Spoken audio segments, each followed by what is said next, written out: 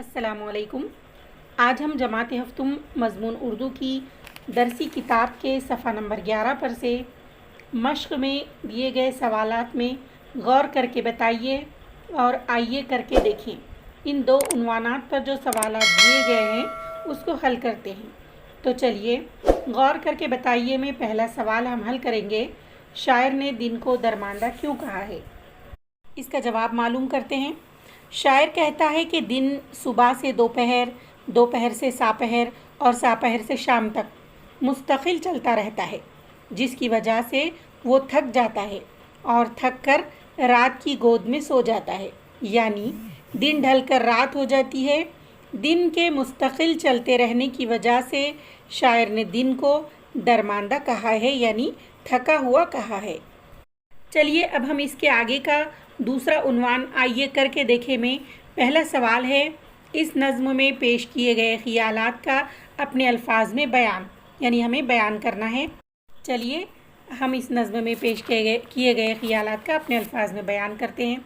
सुकूत शाम, इस नज़्म में शाम की पुरसुकून फ़िज़ा का मंज़र बड़े अच्छे अंदाज में पेश किया गया है। शाम खुशी लुत्फ़ लेकर आती है। परिंदे इंसान सभी अपने अपने कामों से फ़ारिग होकर अपने घरों को लौटते हैं। सूरज गुरूब होते वक्त शफ़क़ का खूबसूरत मंज़र दिखाई देता है। फ़िज़ा में होने वाली तब्दीलियों को महसूस किया जा सकता है। शोर व गुल ख़त्म होता है। मुख्तलिफ़ खूबसूरत आवाज़ें जो मंदिर मस्जिद से आती हैं सुनकर दिली खुशी महसूस होती है। आहिस्ता आहिस्ता शाम तारीकी में डूब जाती है और लोग आराम व चैन की नींद सो जाते हैं। इसके बाद दूसरा सवाल है, गुज़रे हुए कल के वाक़ियात और मामूलात का बयान। चलिए अब हम सवाल नंबर 2 हल करते हैं। सवाल है, गुज़रे हुए कल के वाक़ियात और मामूलात का बयान। तो इसमें हमें अपने तौर पर कल के गुज़रे हुए वाक़ियात और हमारे जो मामूलात हैं वो हमें बयान करना होंगे। तो चलिए हम अपने मामूलात को और कल किस तरह से गुज़रा वो हम बयान करेंगे। गुज़रा हुआ कल बड़ा ही पुरलुत्फ़, मसरत बख्श और सुकून वाला था। हर काम अपने वक्त पर बड़े अच्छे अंदाज में अंजाम पाए।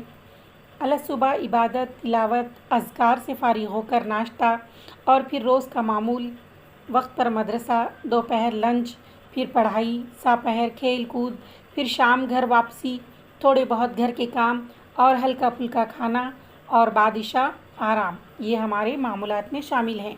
तो इस तरह से हम अपने मामूलात और अपने गुज़रे हुए कल के वाक़ियात को बयान कर सकते हैं। अगली वीडियो में हम अगला सवाल लेकर हाज़िर होंगे। तब तक के लिए अल्लाह हाफ़िज़।